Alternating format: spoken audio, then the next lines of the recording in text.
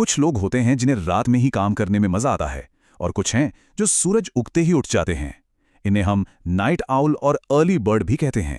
पर क्या ये सिर्फ एक आदत है, या इसके पीछे सेहत से जुड़ा कोई बड़ा राज छिपा है? चलिए आज इसी बारे में बात करते हैं। तो सवाल यही उठता है कि क्या देर रात तक जागने की आदत वाकई सेहत के लिए खतरनाक है? हाल ही में कुछ रिसर्च हुई हैं जो इसी सवाल का जवाब देती हैं, और जो बातें सामने आई हैं वो काफी सोचने पर मजबूर करती हैं। तो पहले इन दोनों तरह के लोगों को थोड़ा और समझ लेते हैं। मतलब उल्लू और जल्दी उठने वाले लोग, ये जीने के तो बिल्कुल अलग अलग पैटर्न है। तो देखिए, नाइट आउल कौन है? ये वो लोग हैं जिनका दिमाग और शरीर रात में ज्यादा एक्टिव होता है, बिल्कुल असली उल्लू की तरह। और दूसरी तरफ हैं अर्ली बर्ड, जिनका नाम एक अंग्रेजी कहावत से आया है, the early bird catches the worm, मतलब जो जल्दी उठता है फायदे में रहता है। तो ये दो अलग अलग तरह की जीवन शैली हैं। यहां तक तो सब ठीक है, पर अब कहानी में एक ट्विस्ट है। अगर कोई नाइट आउल है तो एक नई रिसर्च उसके लिए एक चेतावनी लेकर आई है। पता चला है कि देर से सोने वालों के लिए एक दिक्कत हो सकती है। और वो चेतावनी क्या है?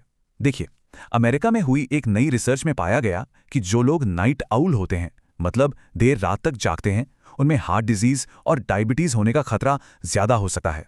और ये सच में एक बहुत बड़ी बात है। लेकिन सवाल ये है कि ऐसा होता क्यों है? वजह हमारे शरीर के काम करने के तरीके में छिपी है। रिसर्च के मुताबिक जो लोग सुबह जल्दी उठते हैं, उनका शरीर एनर्जी के लिए फैट को ज्यादा आसानी से बर्न करता है। मतलब दोनों का मेटाबॉलिज्म ही अलग अलग तरीके से काम करता है। अच्छा, इस रिसर्च की रिपोर्ट में कुछ खास शब्द इस्तेमाल हुए हैं। अगर हम इन शब्दों का मतलब समझ लें तो इस पूरे जोखिम को और अच्छे से समझ पाएंगे। तो चलिए इन शब्दों को थोड़ा डिकोड करते हैं। तो पहला शब्द है क्रॉनिक। कई बार सुना होगा ये शब्द। देखिए, जब कोई बीमारी क्रॉनिक होती है तो इसका सीधा सा मतलब है कि वो लंबे समय तक चलने वाली है, आसानी से जाने वाली नहीं है। जैसे क्रॉनिक पेन, यानी ऐसा दर्द जो महीनों या सालों तक बना रहता है। क्रॉनिक को और अच्छे से समझने के लिए इसे इसके उल्टे शब्द एक्यूट के साथ देखते हैं। मान लीजिए किसी की पीठ में चोट लगी। अगर दर्द कुछ हफ्तों में चला गया तो वो एक्यूट प्रॉब्लम थी। लेकिन अगर वही दर्द ठीक ही नहीं हो रहा तो वो क्रॉनिक बन जाता है। तो एक है शॉर्ट टर्म और दूसरा लॉन्ग टर्म। और एक मजेदार बात, क्रॉनिक शब्द सिर्फ बीमारियों के लिए ही नहीं होता। इसे किसी भी ऐसी बुरी सिचुएशन के लिए इस्तेमाल कर सकते हैं जो बहुत लंबे समय से चल रही हो, जैसे क्रॉनिक बेरोजगारी या किसी चीज की क्रॉनिक कमी।